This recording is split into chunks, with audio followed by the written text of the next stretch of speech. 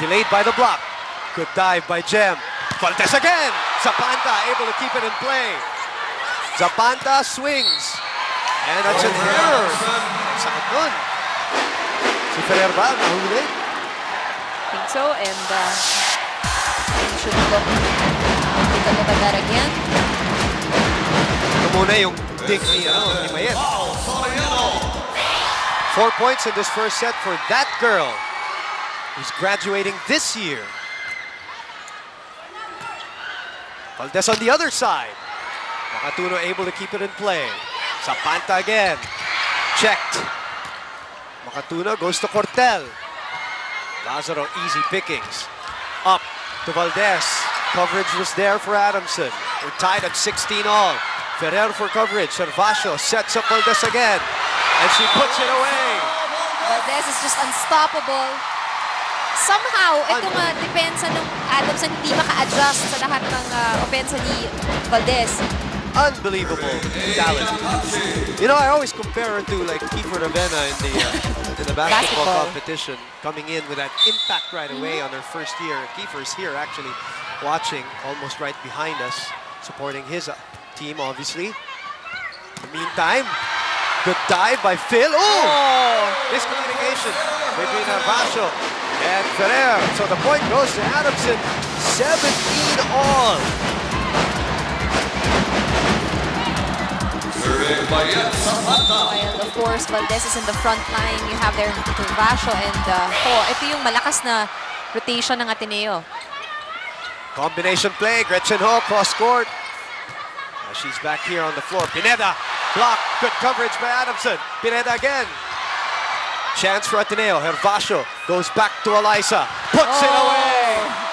Right there in the middle. No defense for Adamson. Valdez had a lot of clean points so far here in the first set.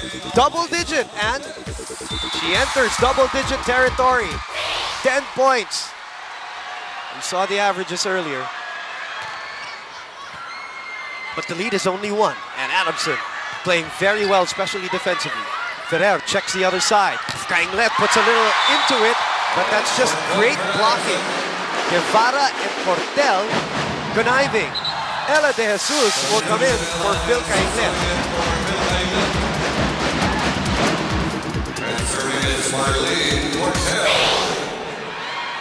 So the elevator, a small front line now for Coach Roger Goraya, but we all know that she can leap.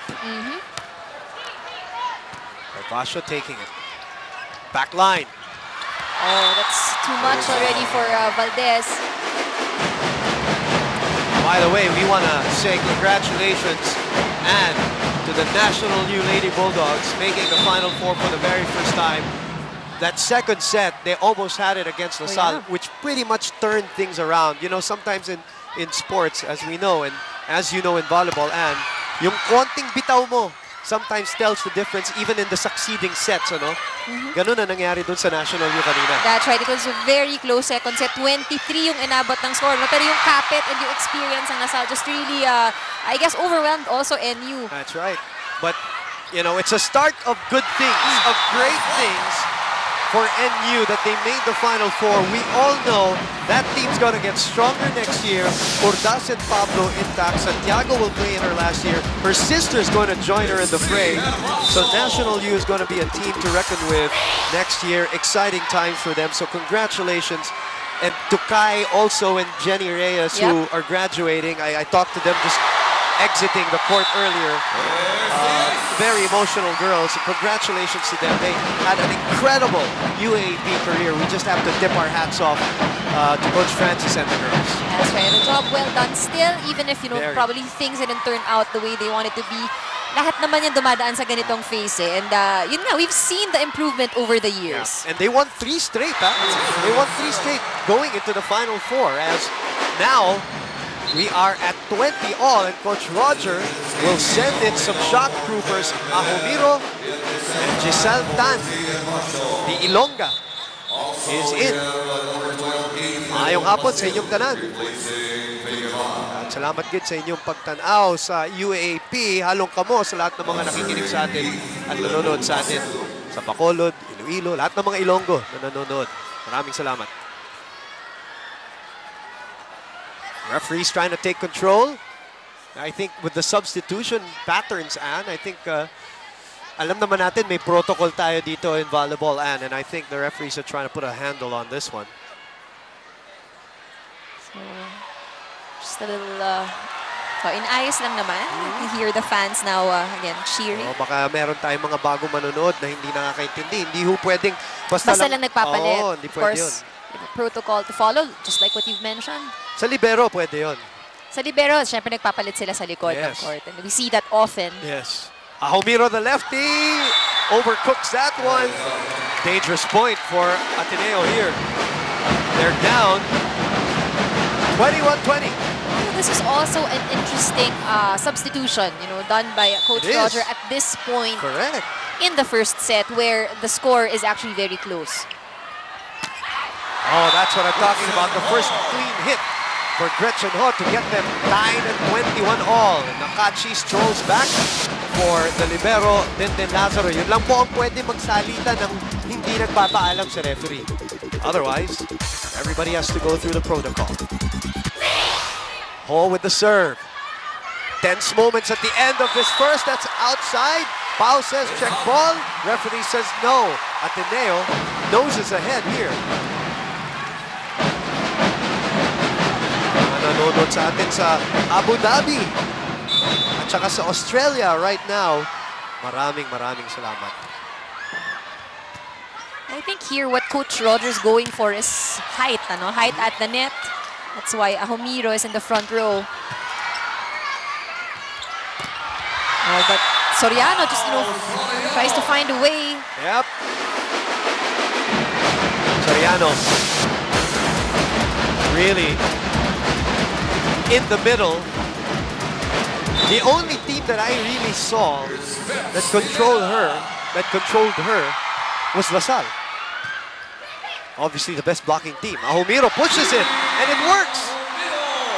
You just need that point. 4 points to close the first set. But they're up against Adams and we've seen how they played in their first two games here in this season. Hindi ganun kadali rin kalaban ng Adams and we've known this team to have, such scrappy defense.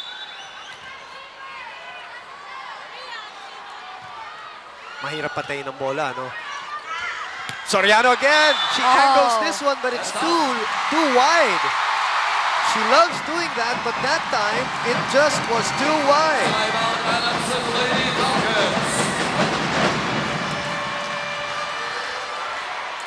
Isang receive. Ha? Sa pag napunta yung bola sa kanila, cross ang block ni Pau, cross din. Tapos ano sa drop ball. Dalawa lang yan. Tara, Pau. Mayet, pag napunta yung bola sa'yo, discard lang mo. Pawin lang. Kung mapabagal na bola, itaas natin.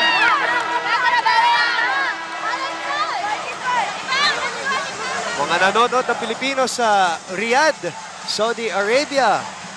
Magandang araw po sa inyong lahat. Coach Sherwin Meneses down here as we said, Iper Novena in attendance at the Araneta Coliseum. Set point for the number 2 team in the league. Zapanta. De Jesus keeps it up. Valdez is back in the front line. That's always a problem for the other team. Zapanta. Off the block. Good job by Mayet. And Lazaro couldn't get to it.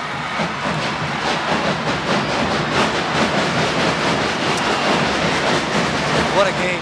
What a first set. Adamson still hanging on to this first set. We expected it, and we expected this match to be a tug of war. Per set, it's going to be grinded out.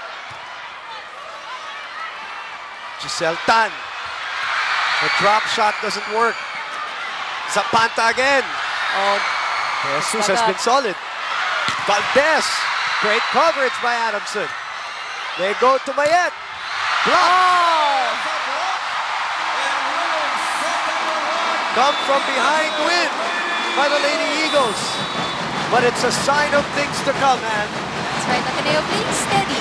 That latter part of the set. And you can see and feel the aggressiveness, how much they want to win the first set. How about that palit ng tao ni Coach Roger and Actually, I think it helped because he was really going for height. And how Ahomiro is one of his tallest players. And It then- changed the game for them. and then De Jesus delivering, at least from a defensive standpoint, to nudge them ahead here in the first set. 25-23.